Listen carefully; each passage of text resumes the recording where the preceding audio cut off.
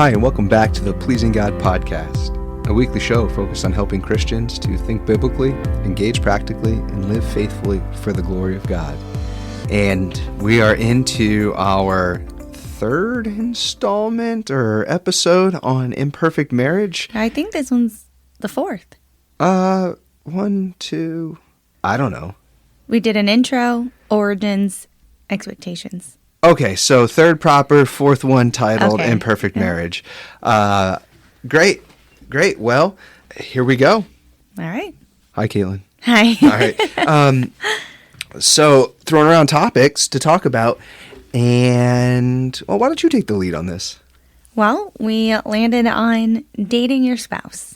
So, John, How do you date me? Well, I take you out to eat. I buy you pizza. That'll do it. Sure. But you can get stuck in a routine there. Well, same way I dated you before I married you. Mm-hmm. And yeah, we're kind of foodies. So Totally. But, well, when I think what goes into a date, a good date, just thoughtfulness, some planning. There's got to be intentionality and, yeah, even excitement. Mm-hmm. I think excitement is actually a really important part. Yeah. I think it's really easy for, especially those who have been in a relationship for a long time, to kind of get into a rut and to do the same old. And it's really helpful to build excitement and be excited to spend time with one another and have fun. So why is it that you think that married people stop dating? Being too comfortable with someone, or being too busy, or letting life, children, responsibilities kind of take over. You hear the term ships passing in a night. Yeah. You end up just kind of coexisting together in the same house and not really, you're just letting life kind of just create a rut, which happens totally, even in the best of marriages, that can happen. But I think being super intentional to see one another, to say, hey, you are valuable to me, you're my best friend, which I would say that without a question, you are my absolute best friend. And so treating you like that, it's easy to say, oh, he's my best friend. I want to spend all this time together, but we can still spend time together and sit on the couch and look at reels.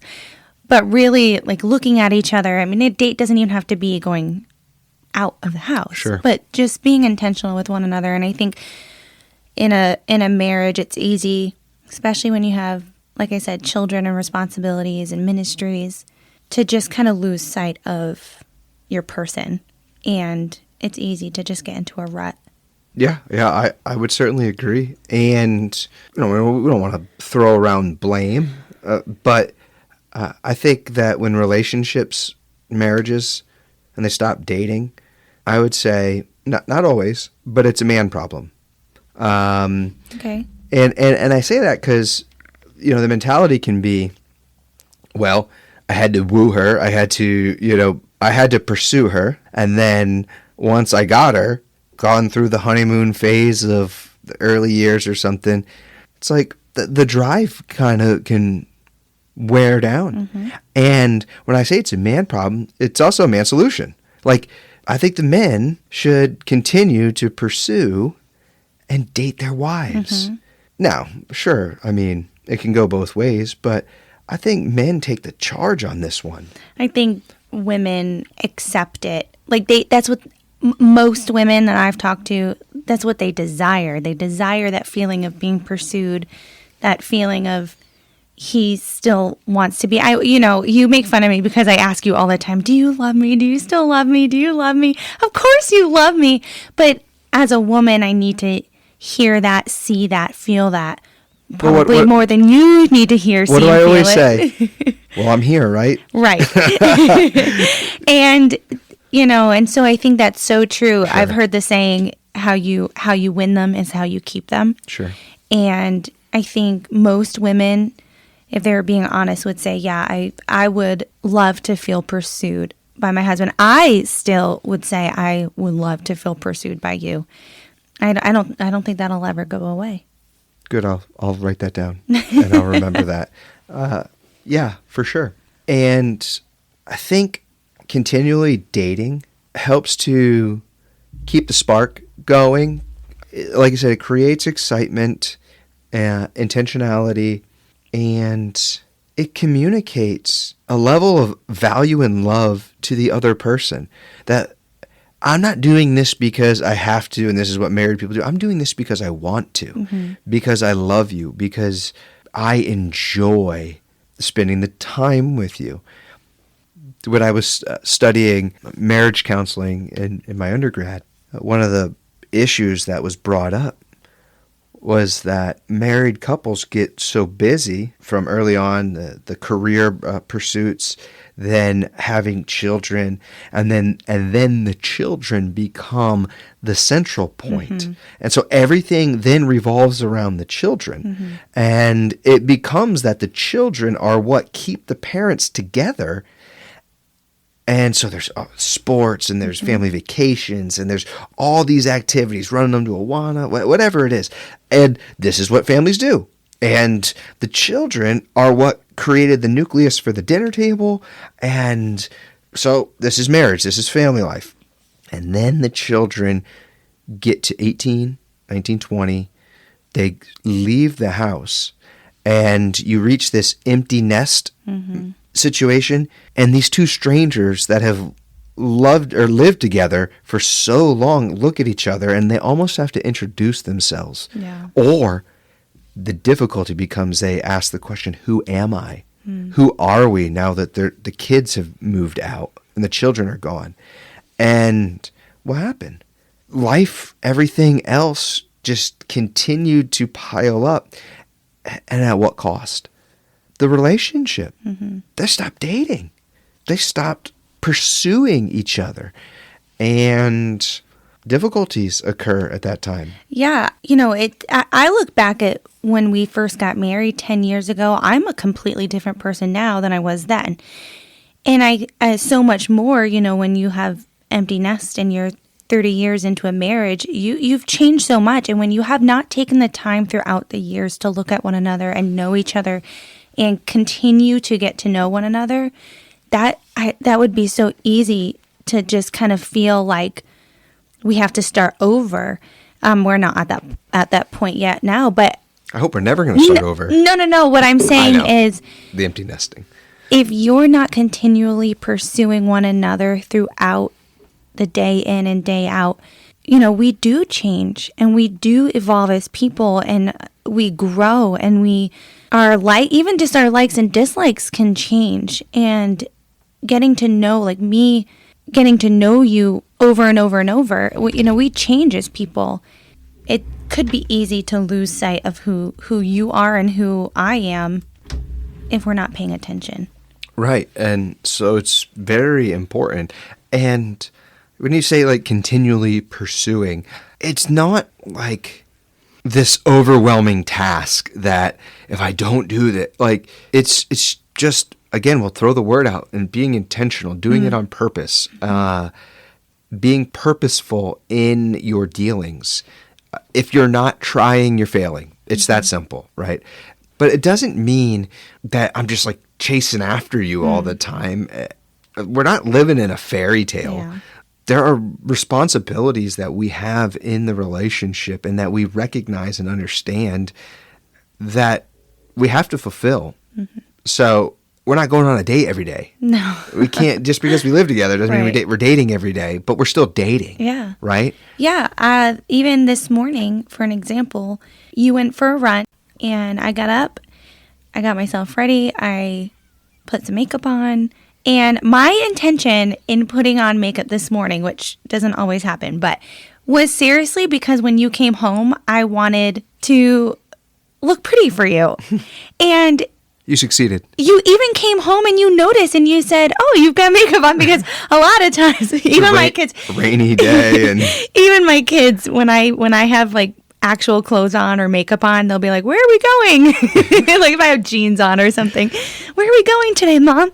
No, but I intentionally today thought, you know, I want him to come home, and I don't want to look slobby, you know, and I just think it's those little things. That's what we mean by dating. Like you said, it's not going out on a date every day, But just the way I would want you to see me when we were first dating, you know, I want to have that level of, I want him to come home and see a pleasant face, or sometimes I want him to come home and have a clean house or a meal, or, you know, just being intentional and thinking of you in that way, showing you love and wanting you to see like that I care for you. Yeah, that's great. I think there's also a place where in the marriage, you should go out and do fun things. 100%. Definitely. And eat good food. Sure, eat good food. Do whatever it is. Go to an escape room or go see a movie. Bowling. Bowling. Take a walk. Competitive. Anything competitive. That's always fun, right? Yeah. Unless you lose. No, then it stinks. For you. Yeah. Remember that time I bowled 3 strikes in a row? At the very end of the game, I was winning. Yes. In order to win by like 7, like I had to strike out. I was down 27 pins or whatever. It's the worst. That felt good. That felt really good. But those are fun times. Yeah. And you should have fun in the marriage. And we should continually do those things that we enjoy and do it together. Continue to build and strengthen and fortify the relationship and the bonds, because trials are going to hit us. Difficulties are going to come. You're not going to like me some days. And I need to be depositing, you know, that credit now because and investing. Yeah. And I think it's just so important to a healthy marriage. So let's get real practical. We're kind of talking about dating, you know, just be dating, love each other. Ooh. Practically speaking, though, how do you do that? Let's say for example, someone listening right now is like, man, this sounds like I would like to do that. I'd like to do that with my wife, or you know, I'd like to do that with my husband. But how do I get started? Where do I go? Like how do I get the plane off the ground, so to speak? Yeah.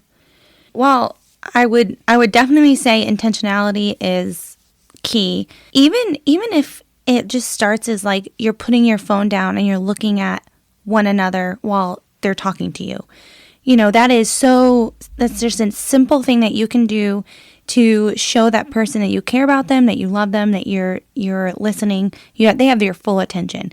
I don't think it has to be an extravagant go out on this grand date. That might be how you start, and that's fine too. Or just taking that time to invest in what that person has to say, or, you know, asking questions and getting to know your person. Sure. I think you nailed it too. Put your phone away.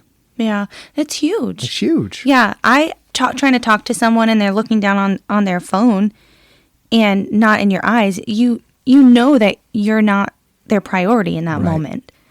And I think that's a very simple way that you can show your person that you're being intentional, you're caring about them.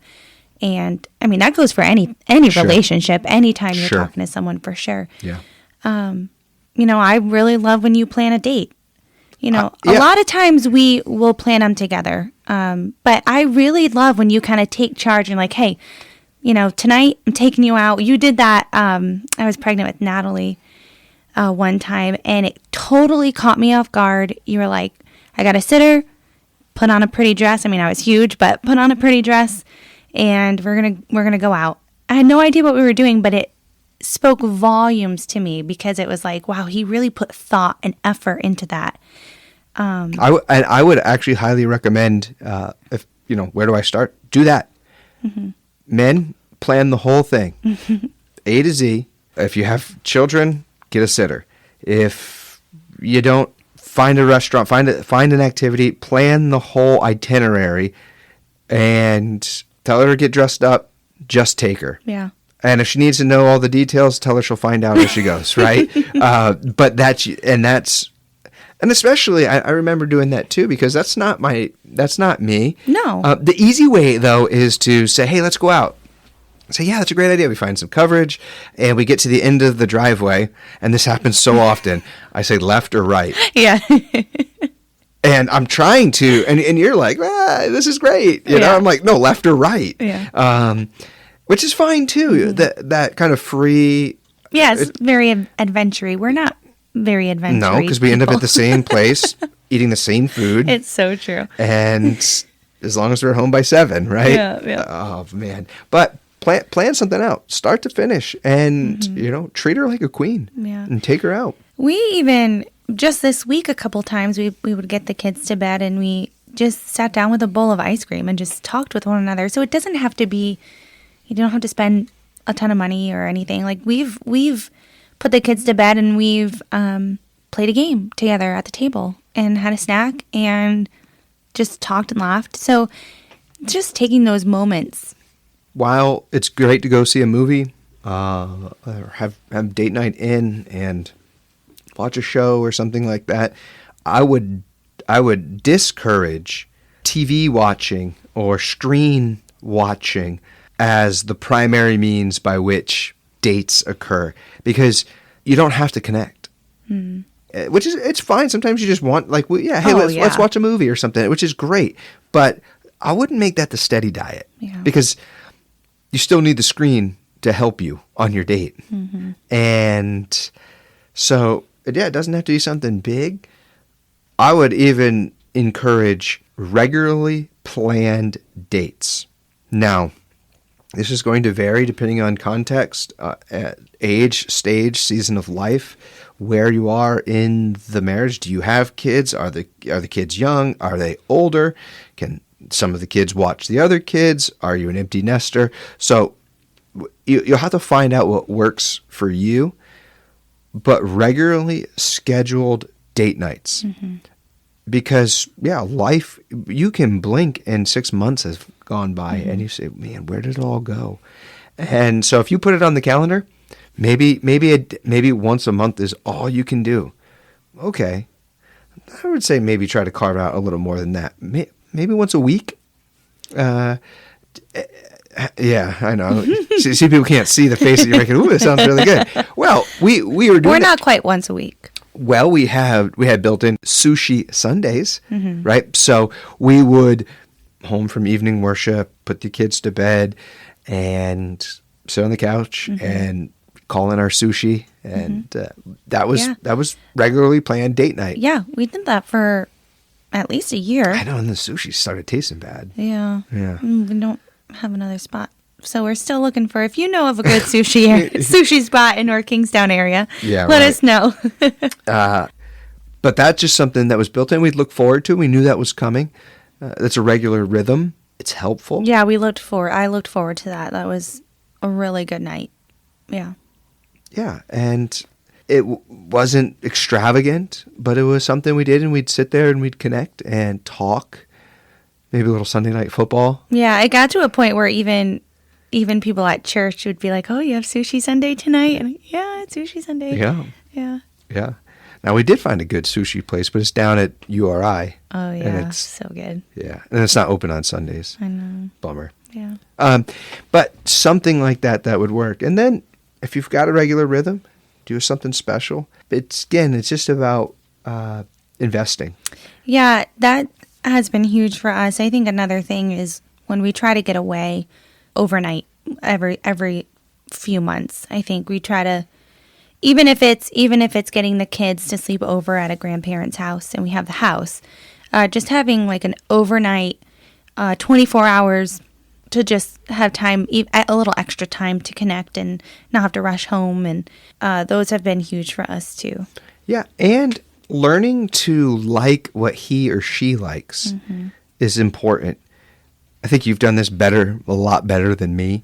You got into golf this year. You started climbing mountains. Well, my dad told me when I first started being able to date, he took me aside. We were having a conversation once and he said, listen, if you're going to be with someone, you need to like the things that they like. And that doesn't mean you have to be that person and like every single little thing.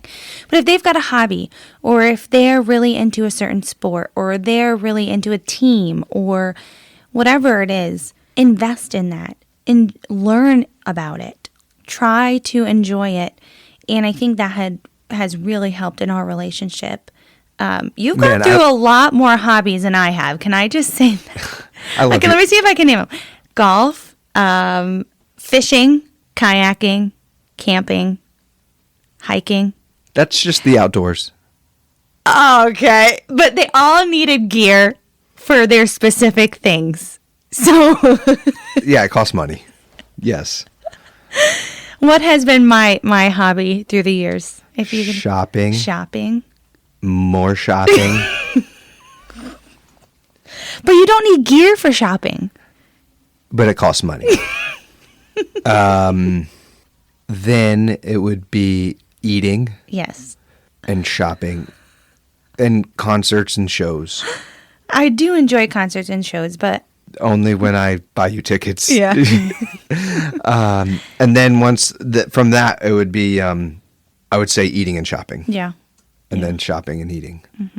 So you've been pretty consistent. You know what you like. Yeah, I do. That's you. And Yeah. you stick to it, which is shopping It's not that much, is it? and then eating. You just lay it. No. And then sometimes you window shop. Oh, I do a lot of window shopping. You window shop on your phone. I was just doing that before I came up to record this podcast. Are you kidding me? Like, I don't even know. Like, why? Okay.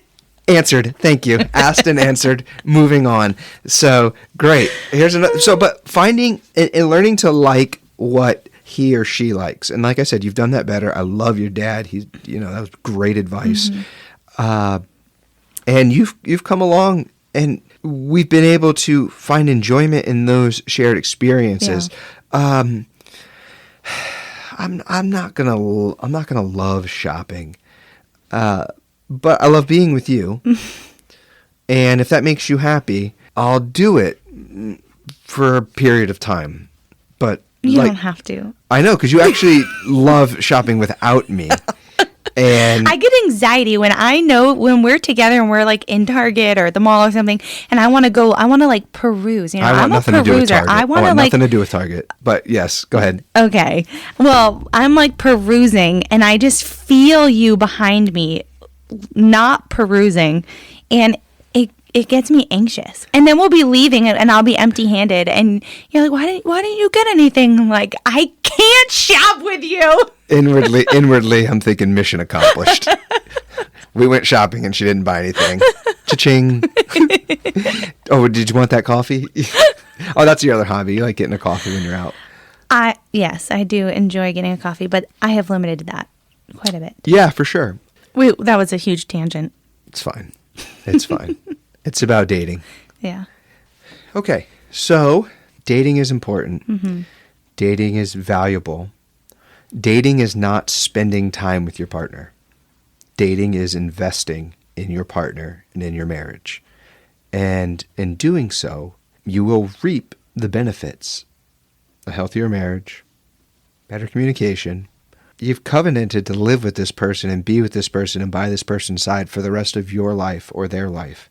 Let's not make it like drudgery.